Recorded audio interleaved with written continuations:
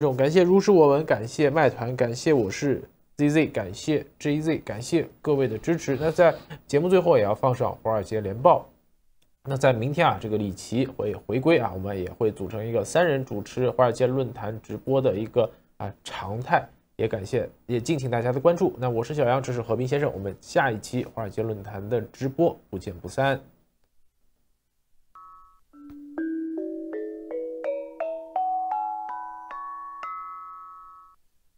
观众朋友，大家好，欢迎收看今天的新风视线。在美国亚利桑那州凤凰城北郊的沙漠中，有一个工地，相当于640个足球场的大小。从30公里外的公路上，就可以看到一片巨大的建筑群和周围的巨型起重机。这里就是台积电在美国新工厂的所在地。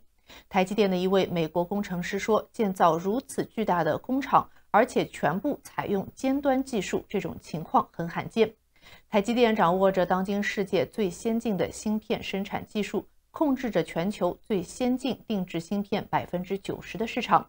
但是《金融时报》报道，台积电斥资400亿美元在亚利桑那州建造2座芯片工厂的项目，现在却给公司带来了巨大的文化冲击，使台积电在美国严重水土不服。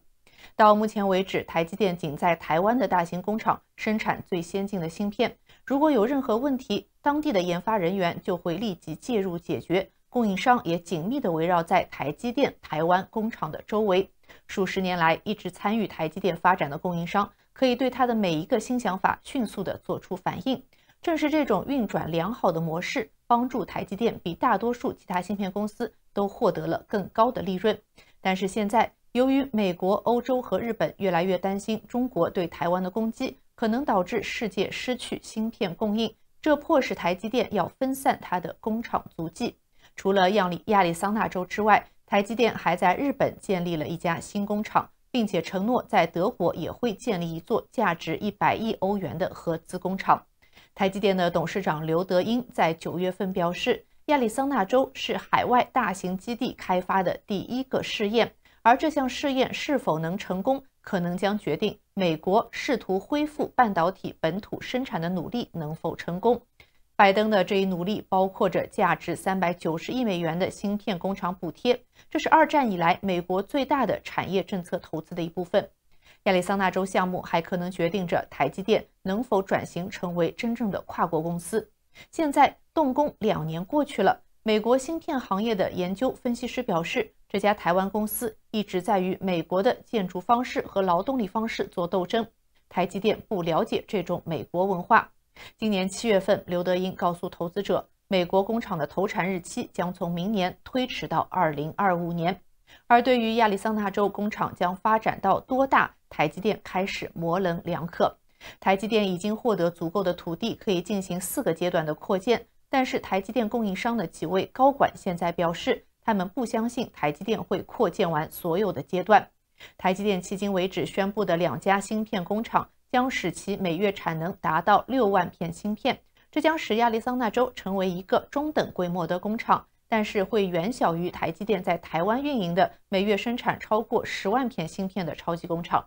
美国商务部长雷蒙多的前高级顾问表示，亚利桑那州现在存在很多不确定性和紧张局势，台积电充满了未知，因此也导致他们进展缓慢。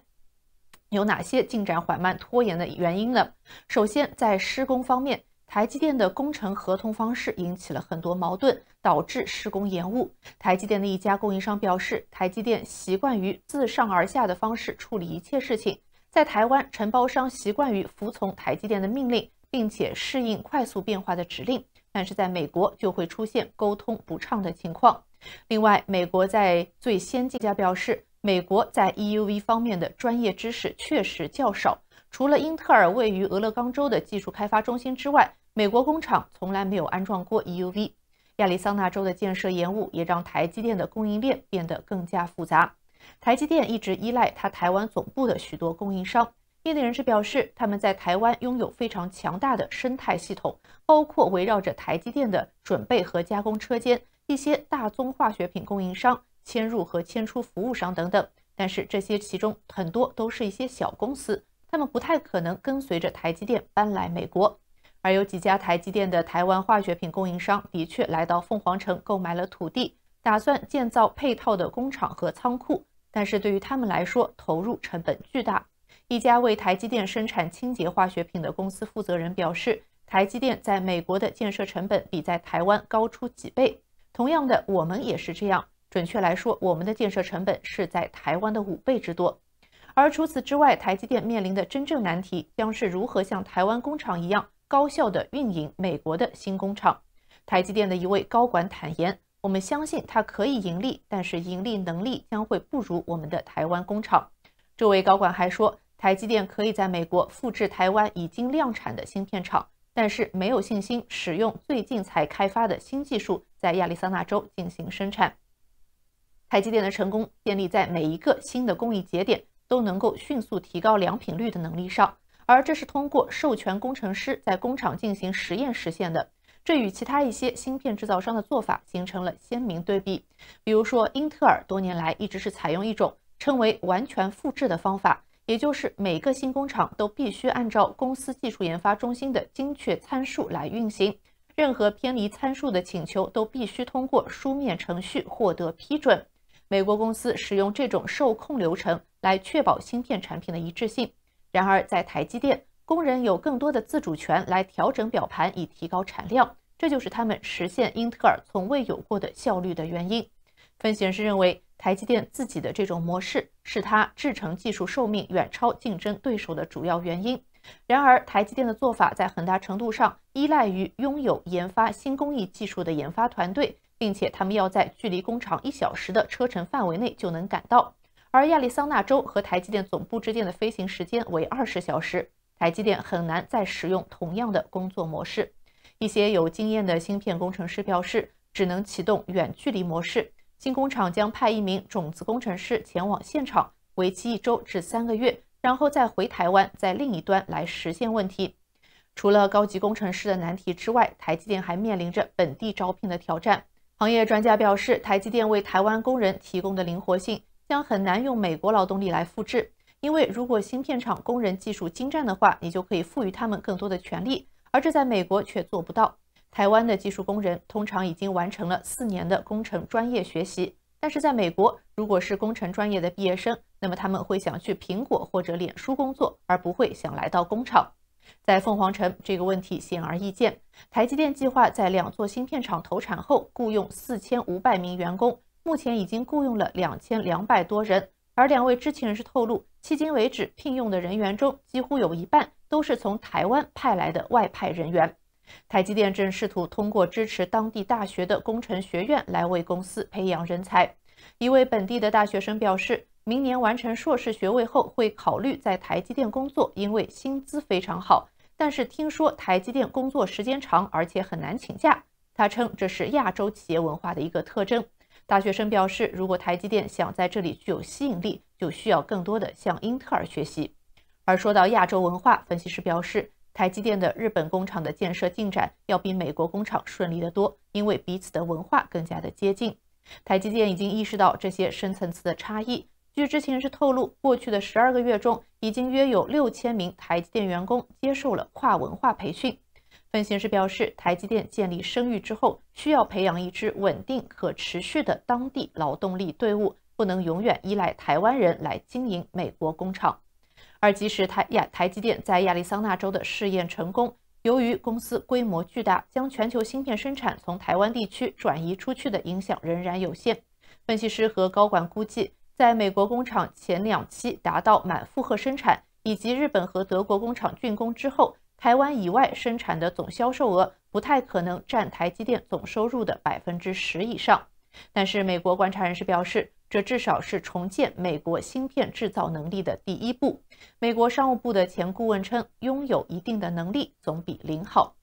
而有意思的是，已经被美国商务部列入黑名单的中国大陆最大的芯片制造商中芯国际，现在却在美国的业务蓬勃发展。华尔街日报报道，中芯国际去年从美国半导体设计公司手中获得了创纪录的15亿美元的收入，占其总销售额的1/5。今年5月，大批美国半导体行业的高管还聚在一起庆祝这家中国公司在加利福尼亚州的办事处开业。高通的资深副总裁罗文成也到现场进行了庆贺。他在发言时还说：“我希望有一天我们能够看到中芯国际在美国建立一座芯片工厂。”活动视频显示，他的言论赢得了人们的掌声。中芯国际的负责人也表达了感谢。然而事后，高通的发言人则称这句话是开玩笑的。这段被发布在 YouTube 上的活动视频后来也被设置了观看限制。尽管被列入商务部的黑名单，中芯国际在美国半导体行业仍然发挥着不可或缺的作用。负责管理出口管制的商务部向美国公司发放与中芯国际合作的许可证。这种情况使得中芯国际成为争论的中心。有影响力的鹰派国会议员认为，美国目前的限制措施存在漏洞。通过允许中芯国际获得一些美国的技术和资金，美国正在帮助中芯国际获得尖端能力，并且生产可能用来对抗美国的芯片。拜登政府则反驳称，这些限制使中芯国际无法掌握最先进技术，美国应该在国家安全与允许商务往来之间取得平衡。最近几周，华为发布了最新款智能手机，令美国感到震惊，因为行业分析师称，这款智能手机采用了中芯国际制造的先进芯片。中芯国际没有透露它是如何生产7纳米芯片的，而这正是美国控制措施旨在阻止中方的突破。目前华盛顿的各种措施都没有禁止美国公司与中芯国际开展业务。虽然商务部的实体名单通常被称为黑名单，但是被列入黑名单并不禁止与该公司的交易，它只是要求美国公司向商务部申请向名单上的公司销售产品的许可证。而事实上，美国商务部已经发出了许多许可证。根据2021年发布的数据，在2020年11月9号至2021年4月20号期间，商务部至少批准了美国公司向中芯国际出售数百亿美元商品的请求。中芯国际来自美国客户的收入多年来一直在攀升，并且在去年创下历史新高。美国半导体公司和工具制造商长期来一直表示，与中芯国际等中国实体开展业务有助于他们的盈利。这些公司称，他们不会损害国家安全，因为他们不向中芯国际出售最先进的设备。而在2020年参与将中芯国际列入黑名单的名单制作者表示，现在政府狭隘地专注于保护最先进的芯片，而让中芯国际的旧芯片基本上毫发无伤，这是有问题的，因为担心中芯国际不太先进的芯片也能使该公司产生大量的收入，从而为先进芯片的开发提供资金。但是分析人士也表示，如果继续不断收紧与限制，将会造成更大的地缘政治挑战。以上就是今天新风视线的全部内容，感谢您的收看。这里是华尔街电视，如果喜欢记得点赞并且订阅我们的频道。我们下期节目再见。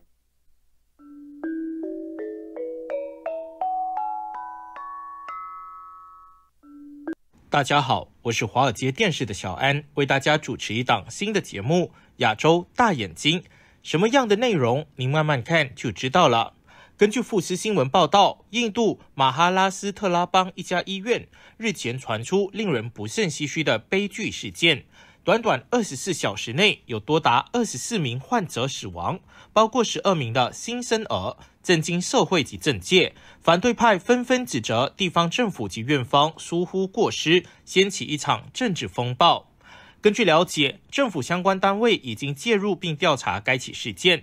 其中一名新生儿的家属尤格胜就指控，该间医院的新生儿病房非常拥挤，自己亲眼目睹一个保温箱竟然塞着5名婴儿。消息曝光后，引发外界哗然，纷纷质疑该间医院医疗资源缺乏。对此，医院院长西亚姆劳则反驳，医院的药物和医师是充足的，对新生儿都有提供照顾，强调是因为患者本身对治疗没有反应才丧命。印度最大反对派领袖拉胡尔甘地指责政府在宣传上花费了数亿卢比，却没有在儿童药物上投入任何资金。反对派政治人物纷纷指责总理莫迪为首的印度人民党及盟友领导的邦政府有严重疏忽，才导致婴儿集体死亡。最大反对党国民大会党主席就发文痛批，印度人民党花了数千卢比宣传，却没钱买药给婴儿。事实上，这已经是该邦近月来第2起的类似事件。塔纳地区一家公立医院8月底也曾有18名患者在1天内死亡。印度公共医疗系统人力设备严重不足。世界卫生组织 WHO 数据就显示，医病比为 0.7 比1000，远低于世卫建议的1比1000。印度全民免费医疗。那印度是全球最大的免费医疗体系之一，该体系覆盖了全国 90% 的人口，为民众提供了基本的医疗服务。根据印度宪法，所有印度人都享有公立医院接受免费医疗的权利。印度人的预期寿命从不到33岁暴涨到现在的69岁，这在医疗救助上达到了相对公平的水平。根据世界卫生组织对全球190多个国家卫生筹资与分配公平性调查的结果，印度高居榜单上的第43名，比中国还要高。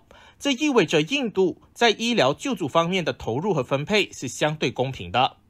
网易号上有文章就指出，世界上没有免费的午餐。印度政府实行免费医疗意味着政府需要巨额的财政支出，但是诡异的是，印度政府的医疗支出在世界上处于下游的水平，比巴基斯坦还要低。那印度如何实现医疗救助公平呢？印度的免费医疗包括了1. 药品免费。印度政府提供免费的基本药品，包括抗生素、退烧药、止痛药等等。而这些药品是由印度政府的药品管理局统一采购，然后通过医院或药店免费提供给民众。2. 基本医疗检查免费。英国社区卫生中心的医生咨询自己的健康问题，获得医疗建议和治疗方案。5. 免费医疗转接。那印度政府提供免费的医疗转介服务，如果民众需要进一步的医疗检查或治疗，公共卫生机构或社区卫生中心的医生会帮助民众转介到合适的医院或医生。看似这些免费医疗项目的设施，为印度民众提供了更加便利和优质的医疗服务，促进了印度的医疗卫生事业的发展。然而，免费医疗项目的实施也面临着一些挑战，如资源短缺、人员不足、管理不善等问题。印度政府需要继续加大投入，完善管理，提高医疗服务的质量和效率。印度医疗问题，那首先就是资源短缺。印度的免费医疗项目曾经备受世界卫生组织的赞誉，但是世界卫生组织早前却发布了一份报告，揭示了印度免费医疗项目的问题。根据世界卫生组织2017年的一份调查，全世界国家看病自掏腰包的比例平均约为 18%。然而，在免费医疗的印度，这一比例直线上升到 67%。虽然印度政府提供了免费的挂号费用，但是真正的大头药费却让印度普通家庭苦不堪言。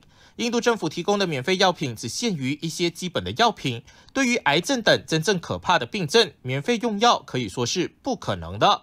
过去30年间，印度公立医院为病人提供免费药物的比例下降了近22个百分点，接近90%的药物需要自掏腰包，要么公立医院压根不提供，只能跑到其他价格昂贵的私立医院购买。很多贫穷的印度家庭无法承受昂贵的药费，只能眼睁睁地看着亲人病重甚至死亡。第二大问题是人员不足。印度实施免费医疗政策，但由于免费医疗仅限于公立医院，这导致公立医院人满为患，医生比例到达了1比1500。在印度的一些大城市里，例如德里、孟买和班加罗尔，只有一家公立医院，但有数百万人的人口。公立医院常常出现几百人围绕着门诊的情况，即使是免费的，要获得治疗也是非常困难的。然而，在无法应付所有病人的情况下，印度只好开放私立医院。自从1990年公立医院开始入不敷出，医疗系统趁机推动私有化。私立医院是由私人投资建设和营运的，在医疗资源和条件上比公立医院更有优势。私立医院的医生和设备更好，医疗技术和服务质量也更高，因此更容易获得患者的信任和支持。然而，私立医院的发展也给印度医疗体系带来了很多问题。由于私立医院采用的是商业化经营模式，因此价格高昂，一般民众难以承受。此外，私立医院之间也存在着严重的竞争，一些不良商家为了获得更多的患者，甚至会采取不正当的手段，例如提供虚假宣传、误导患者、延误治疗等等，这对患者的健康和安全带来了极大的威胁。印度政府也认识到了私立医院带来的问题，并且采取了一系列措施来促进公立医院的发展和改革。政府已经推出了多项计划，例如扩建公立医院、提高医生和护士的工资待遇、改善医疗设备等等，以提高公立医院的服务质量和效率。印度政府还加强了对私立医院的监管，打击虚假宣传、不正当竞争等行为，以保障患者的权益和利益。总的来说，印度的免费医疗项目虽然给民众提供了一定的医疗保障，但由于限制于公立医院，导致资源短缺和分配不均，私立医院的发展也存在很多问题。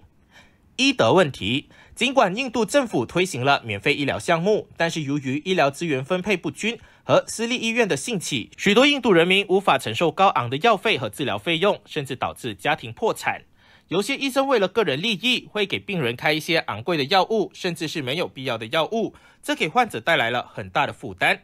印度影星阿米尔汗曾经在一档节目中就讲述过印度医疗体系的问题。他指出，一些医生为了自己的收入，不顾情况为病人开各种昂贵的药物，这给患者带来了极大的负担，甚至导致家庭破产。印度政府也意识到了这个问题的严重性，并采取了一系列措施来解决。那政府已经加大了对医疗体系的投入，提高了医生和护士的待遇和福利，同时也加强了对私立医院的监管，打击虚假宣传、不正当竞争等行为，以保证患者的权益和利益。既然这么差的免费医疗，到底是什么让印度人的预期寿命从不到33岁暴涨到现年的69岁了呢？答案是仿制药。印度的仿制药产业非常发达。作为全世界排行前列的仿制药大国，印度以3000家仿制药企业为核心，占据了全球1/5的仿制药市场。印度仿制药产业之所以能够如此发达，与印度政府的政策支持密不可分。印度政府在政策上给予本土药企以各种方便之门，在专利原创上不遵循国际准则，允许药企不顾知识产权仿冒欧美专利药物，这使得印度仿制药企业迅速发展壮大。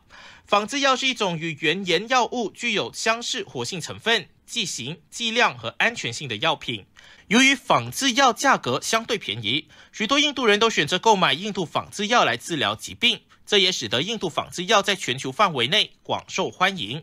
然而，仿制药产业也存在着一定的问题。首先，仿制药的质量和安全性是否与原研药物相当，还需要进一步的研究和验证。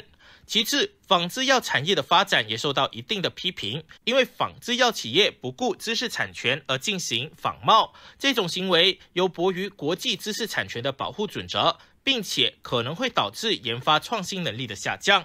最后，仿制药在一定程度上也影响了原研药物的市场份额，这可能会导致原研药物研发资金和资源的减少，从而影响了新药的研发和推广。因此，印度仿制药产业需要更加规范和可持续的发展。印度政府可以加强对仿制药产业的监管，确保其质量和安全性，同时也需要更好的保护原研药物的知识产权，鼓励创新和研发。同时，印度政府也可以加强与其他国家和国际组织的合作，分享医学技术和知识，促进全球医疗卫生的发展和提高。总的来说，印度的仿制药产业在一定程度上解决了印度人民的医疗需求，但是同时也面临着一些问题和挑战。谢谢大家，这就是本期亚洲大眼睛，希望听到您的意见，留言在节目下方。So, Adam, I'm going to start with you. You memorably used the phrase economic long COVID to describe what's going on with China's economy right now. Explain what you mean by that. Thank you for having me back on Foreign Policy Live, Ravi, especially with these two other great guests. The key thing in making economic analysis, I believe, is trying to say conditional on what. Is something just a random variation? Is something a change in a trend, a particular incident? And so there's been, since my article came out, a lot of focus on bad data from China. And as you pointed out, there's some very scary long-term data on demographics, on youth unemployment, things Ling Ling and James have written about. I coined the term economic long COVID because I do think we're at a turning point. And the turning point is not just the ongoing slowdown of Chinese growth as they've built the economy and fewer people are moving from the informal agriculture to the urban sector. Economic long COVID, in my view, is what happened after COVID And it's a persistent drag on consumer and small business behavior. So in the sense, not to be too morbid, but that you're sluggish and your immune system is weird for some people after they've had COVID. Now, why do I make this analogy? First, what puts me onto it is the fact that most other economies, including Asian economies, including the other large economies and high-income economies, had a real boom when they reopened after COVID. Most forecasters expected such a boom in China. We didn't get that. We got a brief uptick. And then when I started looking into it more, we saw a huge shift of Chinese households, Chinese small business cutting way back on their purchases of durable goods, on their investment, and putting more and more of their savings into savings accounts, liquid assets, rather than just investing abroad. Now, some of that, of course, is they have a real estate problem. But to me, what happened was, since roughly 2015, President Xi and the Chinese Communist Party leadership have been more and more intrusive into the Chinese economy. They've been more interventionist in various arbitrary ways. Everyone was aware of the famous interactions with Alibaba, with various tech companies, various moguls. For the average Chinese person or household, this wasn't in their face, because if you were, unfortunately, a Muslim Uyghur, if you were a democracy protester, yes, the state got in your way. But for an average Han Chinese person going about their business, there was what I called no politics, no problems since Deng Xiaoping. They would just let you get on with your commercial business as long as you didn't do anything political. And suddenly with zero COVID, it's in everyone's face just how arbitrary and powerful the Communist Party could be. Everyone knew that. But suddenly people on one side of the street were in complete lockdown and the other people were not. And this would be made in very arbitrary seeming ways by the party powers. And so this, to me, has induced, I would call it an immune response, essentially, of the private sector to government stimulus programs, to government announcements, because they're never sure how they're going to be implemented, when they'll be reversed. Because remember, even when they reopened after COVID, as Ling Ling and James have written about, they initially said, oh, we're going to do this slowly, and then suddenly on a dime, they reopened completely in late November, December. So there's been this series of shocks.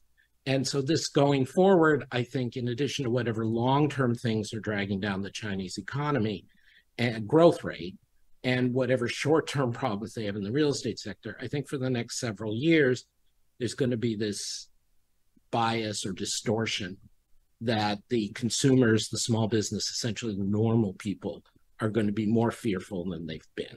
And that is something we've seen in other countries in Latin America, in Russia, in Turkey, when an autocrat basically walks away from letting commerce take place.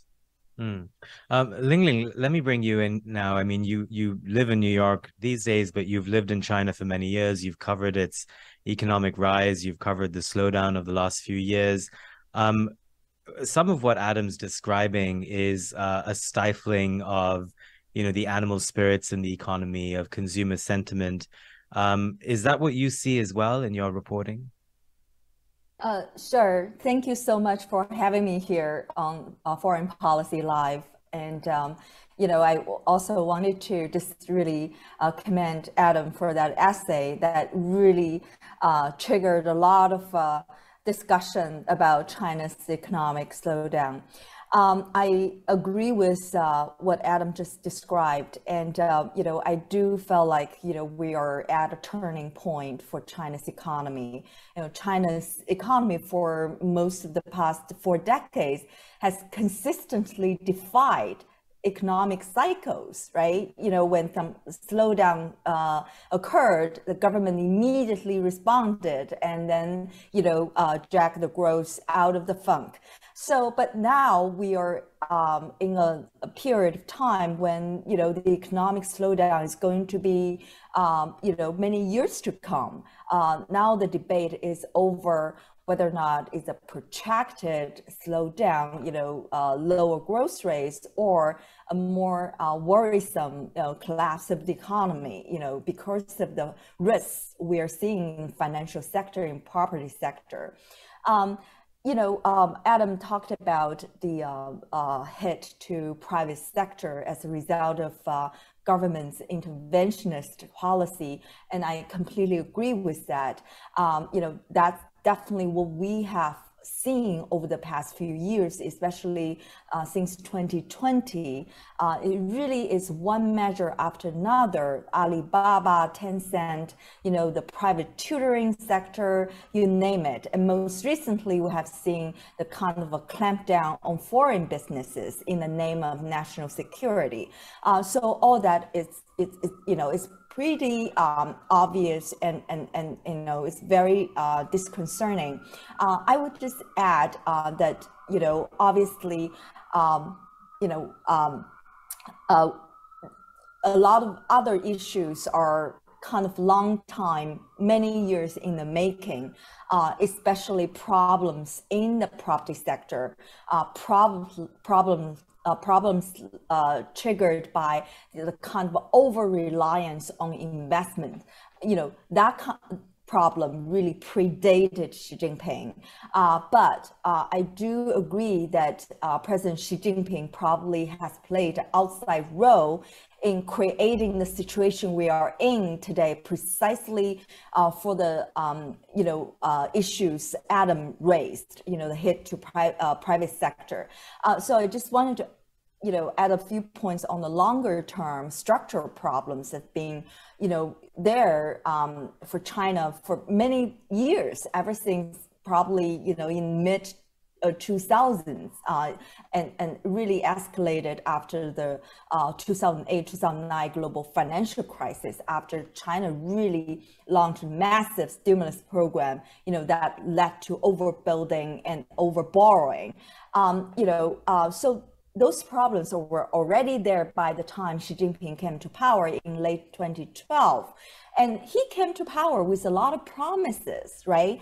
And, people thought, a lot of people in China wanted a strong leader at the helm, a stronger leader than Hu Jintao. And the hope was not, for to see the kind of control we're seeing today, but the hope back then was finally someone who's strong enough, who's decisive enough, who could push through a lot of changes the economy badly needed, like, remake the economic model to make it more consumption driven, just like the United States economy, and less driven by investment, less driven by debt. So that's the kind of hope a lot of people in policy making circles had, a lot of private business people had. But over the years, we really didn't see that happening. As a matter of fact, as Adam pointed out, kind of backpedaled on a lot of reform promises. Private sector got squeezed even further. In terms of property, right now, people gave Xi Jinping a lot of credit for finally being willing to take on the sector. But we should lose sight of the fact that the bubble got so big because of the policy he put in place in 2015, 2016, that significantly triggered, inflated the bubble even more. So in China's policymaking circles, the property sector was nicknamed honeypot, because you can always lean on that sector to boost growth. So, and now we're seeing they're finally trying to deflate the bubble. We saw the government trying to cut off liquidity for some over-levered developers, but there's no follow through. How to help them restructure that? How to help, developers finish unfinished projects? How to help homeowners? Those things we haven't really seen much government action on. So I completely agree with Adam on the points he made about the government's interventionist policy that dealt blow to the private sector. And at the same time, we just add that a lot of long-term structural problems like debt, like property have always been there. And the government hasn't really done much to help solve those problems as well. Right. James, let me bring you in. I think one through line I'm hearing between what both Adam and Lingling have been describing is that when you have an authoritarian leader, there is always a risk of that leader overreaching and perhaps, not being able to listen to advisors who may have alternate viewpoints or viewpoints grounded in real economic data. But I want to ask you, how likely is it then that she could reverse course or find an alternate path. One thing that surprised me with the COVID lockdowns, for example, is just as draconian as it was, suddenly he sort of reversed course when I think Beijing got a sense that there was public resentment and anger. So authoritarians can reverse course when they need to. What's your sense of how much they're engaging with these criticisms, with the data we're all describing, and how could they try a different path? So I'd say with zero COVID, the reversal came about essentially because they realized that the current policy was literally impossible, that the numbers were spreading too fast, that COVID had broken containment / the public resentment had reached a peak. And so I think they're capable of changing direction when it's become literally impossible to sustain the previous policy, as in this case.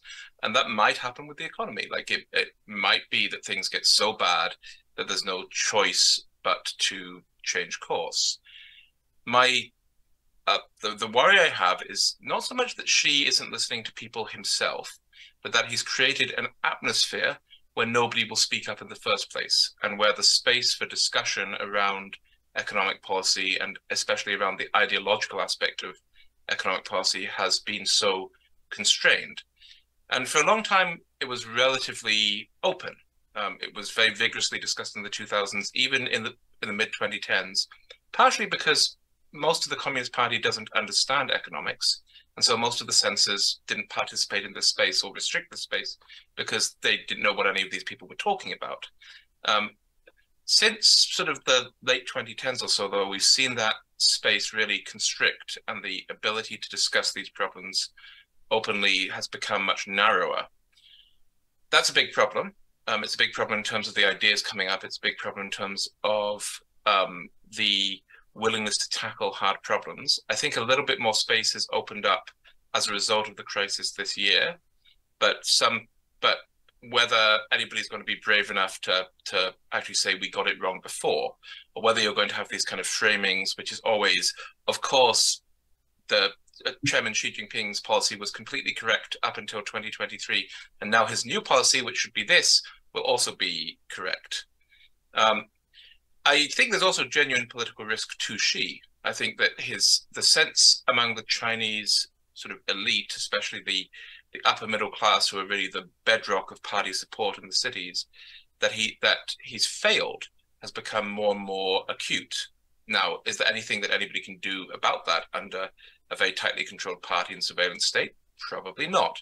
But it's something he has to have in the back of his mind, and that I think could convince him that he has to give some concessions. But it's equally likely, perhaps even more likely, that he'll double down on aspects like the Common Prosperity Campaign, which have really re-emphasized kind of Maoist or Marxist values, and that he will see any criticism as essentially an attempt to undermine him, and so stomp on it even harder.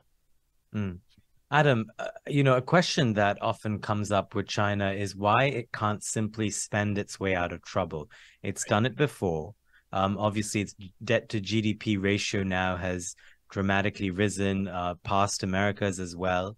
But what is to stop it from continuing to spend its way out of trouble? So, Ravi, I think there's three things going on. First, in a sense, following Ling Ling and other writers about this, there is diminishing returns. I mean, Japan ran into some of this in the 90s, as did Korea, that if you're not doing the most useful infrastructure projects or the most in-demand real estate projects, your spending doesn't get you as much bang for your buck. But I don't think that should be exaggerated too far, because as Keynes famously argued, and we've seen, you can bury bricks in the ground and it still creates employment and consumption. So it's there, it's less efficient, but not. A second issue relates to James's points about political matters, that Xi has a lot of control. He's making decisions with his small group of elite and smaller set of information sources in a certain ideological context. And again, I'm not the expert in this, but I rely on others. But it's very clear from his speeches, about eating bitterness, about toughening things up, against welfarism, that he doesn't want to do handouts. He's worried about creating, he sounds almost like Reagan in the 80s. He's worried about creating this sort of culture of dependency. And I just want to point out that's not entirely new. If you go back to Ezra Vogel's great biography of Deng Xiaoping, there's long descriptions of how between 79 and 92, Deng was, of course, in charge, but was still going back and forth with, I think it was Chen Yuan, the head of the China Development Bank, excuse me, the head of a lot of economic things. I'm getting confused with his son, I apologize. Who was very much arguing, don't do stimulus, it's empty calories, not in those terms. So there's that. And so, but to me, the reason they can't spend their way out right now is because of this economic long COVID. So on the one hand, that diminishes significantly the response of any cuts in interest rates or subsidies to buy autos, both of which have been tried recently. The private sector, again, I want to stress, the households and small business people are just not reacting to it because they just don't want to tie up their money and they're worried it could change or be differently implemented at any time. But additionally, I think this reinforces a tendency, which my colleague Nicholas Lardy of Peterson identified a decade ago, to put more and more emphasis on credit and spending by the state-owned enterprise sector.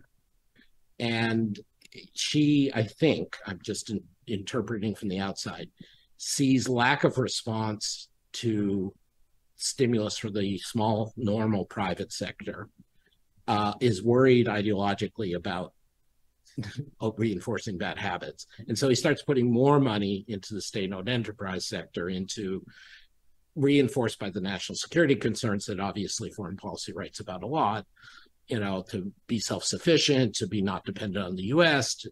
But anyway, you put all that together and you get a cycle where she is spending more money to less and less effect and reinforcing the concerns of the private sector. And so it's not necessarily a death spiral, but it is a feedback loop that makes it harder for them to spend out.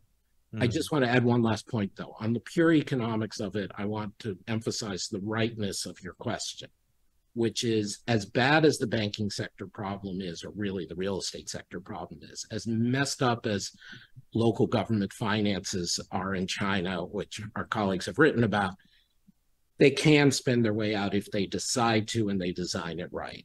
So far, they're designing it wrong, and therefore it's becoming less and less effective. We'll come a little bit later to what China should do or what the world should do. But Ling, one thing Adam mentioned about a feedback loop, and James also riffed on how the Chinese people seem disappointed and let down by the state of the economy. I want to interrogate that just a little bit more because I'm curious whether the Chinese people have a broader sort of sense of perspective as well. I mean, after all, 4 or 5% growth is still faster than much of the rest of the world, certainly the West.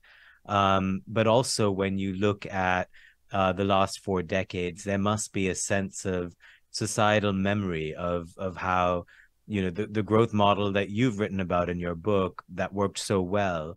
Are people ready to abandon that? Are people ready to be angry with the government that has brought them thus far? So when we assume that there is a feedback loop, I mean, are the people really unhappy? Is that a sense that could sustain itself? Thank you, Ravi. That's an excellent question. If there's one word to describe the mood in China these days among ordinary people, private business owners, or others, the word would be downbeat. We all remember when James was in China and we're based in China, covering the Chinese society and economy, the kind of animal spirit, right? The kind of entrepreneur drive that was, very impressive and unforgettable. So these days, the biggest problem faced by China's economy really is the lack of confidence. The confidence is really at the lowest level since the late 1970s, when Deng Xiaoping launched the Reform and Opening Initiative. And why is that? It's because, for most of the past 4 decades, the overarching political agenda had been developing the economy. And the Chinese people knew that, a better life for themselves, for their children would be totally possible as long as they worked hard. There are plenty of opportunities. So that really unleashed this kind of animal spirit, entrepreneur drive that powered Chinese innovation and private investment in China. So yes, the model, the investment-driven model really worked for a long time for China because China was poor. They needed a lot of infrastructure. They needed a lot of factories. And then gradually, the government also kind of, made room for private businesses, private, individuals to let them flourish. So both factors combined together, that's the result of 40 years of boom. We had witnessed the most successful economic story, miracle in the whole world. But now, as James and Adam pointed out, there has been a clear shift under Xi Jinping in terms of the top line agenda. It's no longer development, trumped everything else, but security. So instead of trying to have a good relationship with the West, which really was the core of reform and opening of years past, now China is more focused on confronting the US and its allies and building up a geopolitically resilient economy against perceived Western threats. So that kind of change in focus has contributed to this collapse in foreign direct investment, more restricted access to Western markets for made in China products. And all that has really dampened confidence in the economy. That's partly why, people are not expanding investments too much. They're not consuming too much. So this kind of, lack of confidence in China's economy, it's really, based on our reporting, it is one of the biggest problems faced by China today. Ravi, could I just add one nuance to what Ling Ling said? Sorry, James. And I read her and her colleagues' reporting, so this is the picture I have. But there is a key point that I've tried to make in my article and elsewhere, which I think also needs to come out, which is when an autocrat decides to back off non-intervention, or putting it more positively, decides to be more aggressive in intervening in the economy, it's not just the confidence goes away in the sense of bad performance necessarily, but that it's almost impossible for the autocrat to say in a credible way, I'm not going to do this again. I'm not going to do it. And this relates to what James was saying about the issues of reputation and performance for Xi. He can say, I didn't make a mistake before, I didn't make a mistake now. But the key thing is, even if he says, we're going back to letting in foreign direct investment, or we're going back to letting private business do things, it's not credible because he's crossed the line. And that, to me, is the key part, along with the things Ling Ling said, of the Chinese economic miracle, was that from 79 under Deng, basically, and through Xi's predecessors up till he takes office in 2013, a little after, they were credible. They held themselves back in the economic sphere. They were, barbaric and autocratic in all kinds of other spheres, but in economics, they held themselves back. And now that she's crossed that line, I don't think people can believe him that he will hold himself back. James, I'm curious how much youth unemployment plays a part in public sentiment. And then linked to all of that, we have been talking about a decline in foreign investment. But some of that, of course, it's both ways. There's de-risking as a sentiment on the part of the West. China is focused on security as well.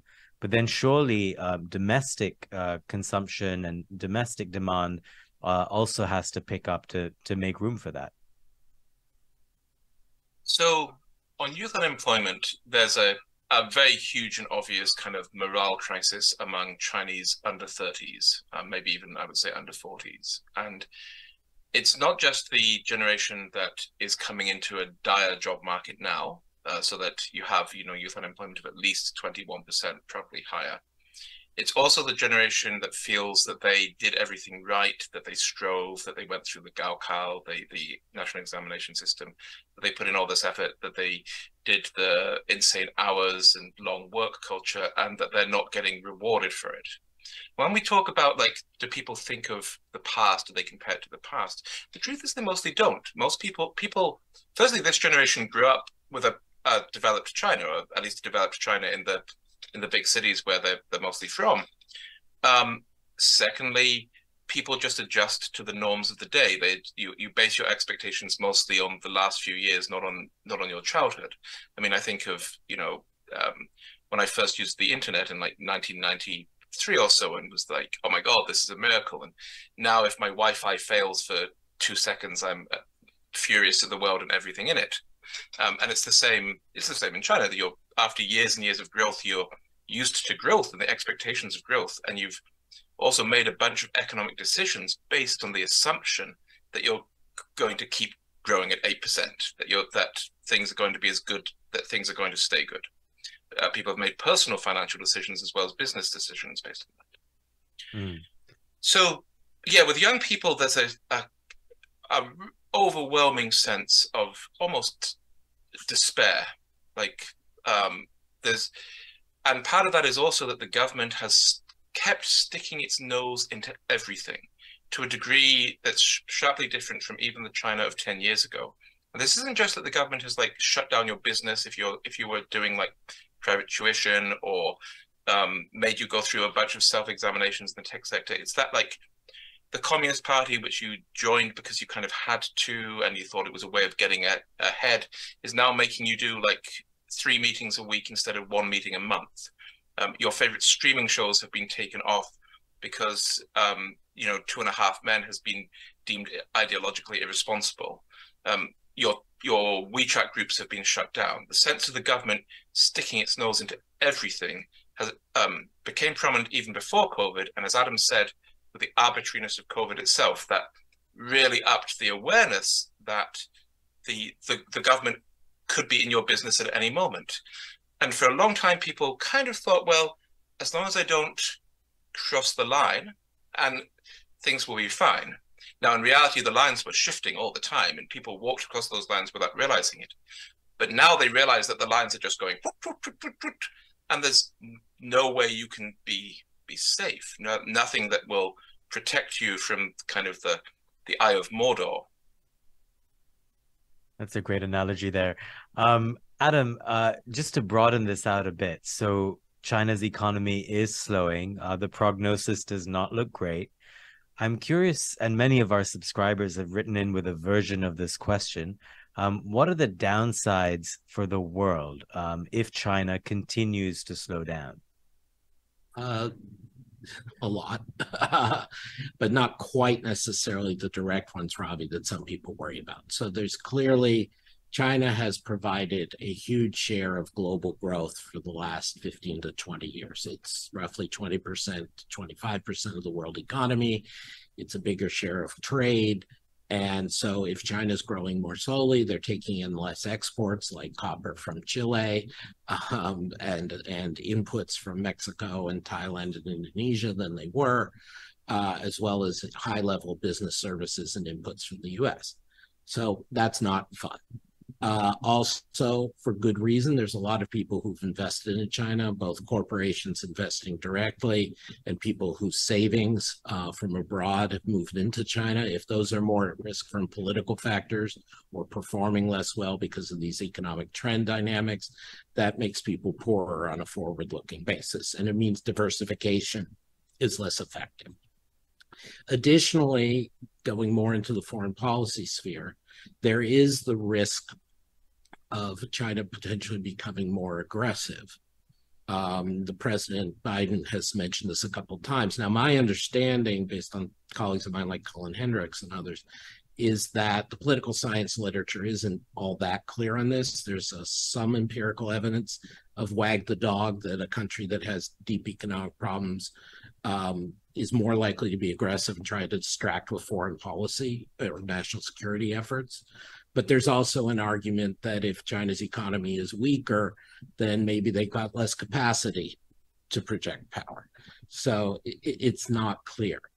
But the thing I would emphasize most, and it goes to some of the very apt and chilling Eye of Mordor and other discussions that Ling Ling and James made, which is a China that's demographically out of whack because of the one-child policy and all the things and the gender selection and all the things that came with that through the years, and that is not meeting the reasonable expectations of their younger employed people or unemployed people, is a China that's going to be more closed, a China that's going to be less innovative, a China that's going to be less in positive exchange with the rest of the world. And we shouldn't forget that there's been a huge amount culturally in innovation, in business networks and human development that has come out of Chinese exchange in various forms, not just limited commercial forms, with the US, but with the world at large. And we're moving in a direction where that's becoming less and less available. And that's partly things the US and the West are doing, and mostly things she is doing, but it's both. This is a loss. This is a loss for the hundreds of millions of people in China who want more options, more freedom. And it's a loss for the rest of us who don't get to benefit from that exchange. And I think we should look at it from that point of view. I agree. I think we can all agree on that. Ling Ling, I'm curious about whether you think there are options for Xi that he could exercise in the coming months, and how likely it is that he would be willing to listen to alternate points of view, alternate economic proposals to fix some of the problems we've been discussing. Is he open to reversing course? Thank you. Another great question. Well, China constantly surprises, so we can't rule out anything or everything. So, but in order for China to really have a meaningful course correction on economic policy, the politics has to change.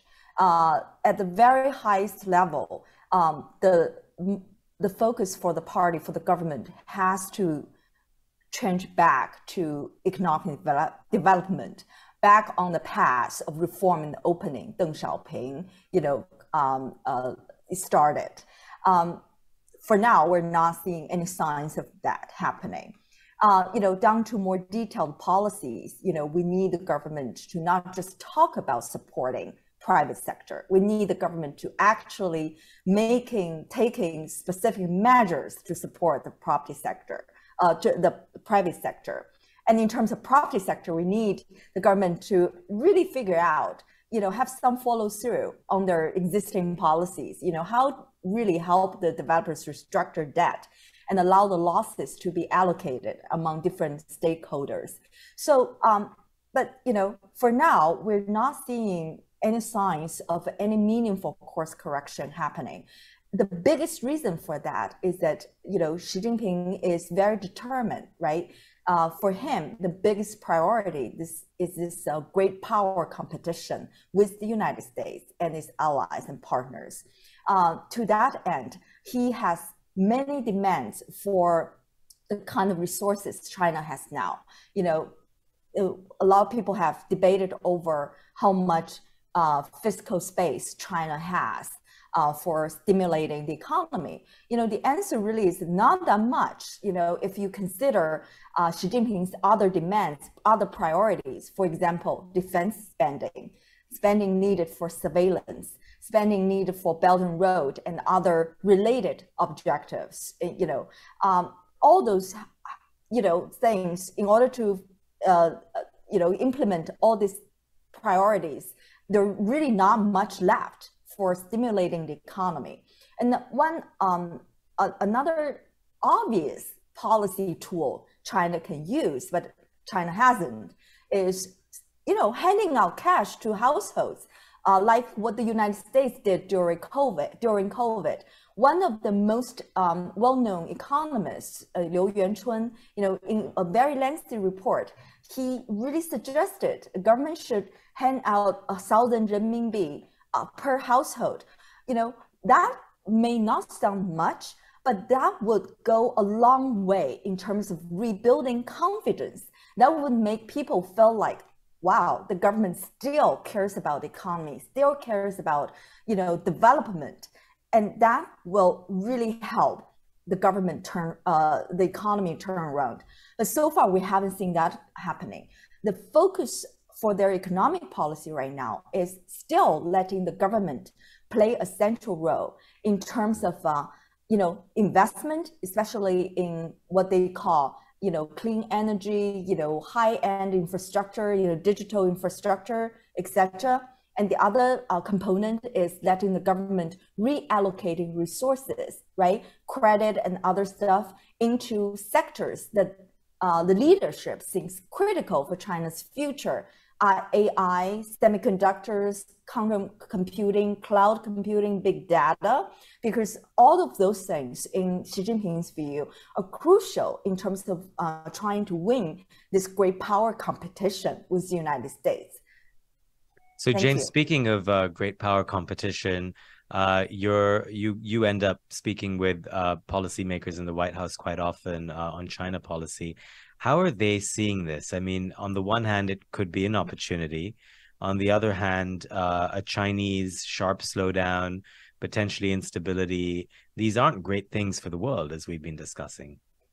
So I haven't heard a lot of worry about instability. And in fact, I've heard some optimism that basically the slowdown puts a crimp on some of the on some of the ambitions. Like if you're dealing with problems at home, it's in some ways harder to sort of think of foreign adventures and so on. Among the hardest core hawks, there's a sort of jubilation, to be honest. I mean, I remember talking with a three-letter agency guy years ago who was in China at the embassy there, saying, we should cripple them economically. Like there's been a desire among the hardest core hawks to do that for a long time, and now that it's happening, and it's mostly not been America that's done it, it's mostly been self-inflicted wounds. There's a real sense of sort of potential triumph. But I think I would say the default position is caution, just because once you get to that level and once you start to see the sort of intelligence and so on coming in, you realize how little we know. Like even if you're seeing this, like top level product of the US intelligence system, the US security system, we see such a tiny fragment of China. We know so little in many ways about what's happening in so many parts of the country on the ground. And we've known less and less since China began closing its doors more. And, we've seen people like Ling Ling, I think, got forced out in 2020. Many other reporters, like people who were giving us like fantastic ground level insights are gone. The ability to see stuff through sort of provincial blogging and commentary and so on has been drastically reduced. The economic data is getting worse and worse, and so there's no sort of there's a real kind of, do we actually know what's happening question, like how much do we know what's happening? But the thing is, that question applies to Chinese as well. Like it's not like there's a hidden second set of books that contain all the real numbers in China. Everybody has their own different sets of numbers and estimates that they get through different means that they think approximate the real figures, but they're all kind of going through a lot of guesswork about what the numbers actually are. It's a telling state of affairs when two of the people I read frequently, James and Ling Ling, are telling us that it's hard to know what's going on the ground. But Adam, I'm going to put the last question to you. In your writing, you've also made the point that Washington can take advantage of a Chinese slowdown in certain respects. Explain that. Yeah, and I want to stress, Robbie, thank you. I want to stress that take advantage in a very positive way, not in the triumphalism of some of the hawks that James rightly was referring to. I think what happens in these kinds of autocratic situations when the leader violates what I call the no politics, no problem compact is people start looking for the exits. not everybody, not massive outflows, but wealthy people start trying to move their money out, and when they can't get their kids out, companies start moving production abroad, trying to diversify, meaning Chinese companies and also producers in China, and obviously U.S. foreign policy has had something to do with that. Capital starts flowing out. This is part of why we're seeing the yuan be so weak against the dollar in recent months. Intellectual property. If the U.S. were to reorient its policies, as I put it for a bumper sticker, towards suction, not sanctions, it would be to both our and the world's advantage, because it essentially puts pressure on Xi and the Communist Party leadership to either accept that there's going to be outflows, or they end up like their forebears, autocrats in the Soviet Union and Latin America and elsewhere, putting up more barriers to try to stem the outflows, which we know then makes people more nervous and more eager to get around them. This also emphasizes that our fight, to the degree we have a fight, certainly our challenge, is with the Chinese Communist Party, not because we have delusions we can take down the regime, but that it's with them, not with the people, not with private commerce. And then it's also better with allies, because we're not trying to police them in how to behave vis-a-vis China. We're trying to induce Chinese private sector to do its own adjustment. And the final point I would make as an economist is this is much better for the US economy and for the world economy than putting on the barriers and the tariffs. So I would encourage, and I've tried with less access than James, to reach people in the Biden administration to rethink. This is the kind of strategy we used against the fascist regimes in the 30s. This is the kind of strategy we used against the Soviet regime. And to go with the important points you were just talking about perceptions, you should remember that we totally misperceived the economic strengths of the Soviet regime until very late in the 80s. We totally overestimated Japan in the 90s. You know, it's not that China's falling apart. None of us are saying it's collapsing, but there is much more weakness there than in the economic sphere that people realize. And so we should think about it in a different way.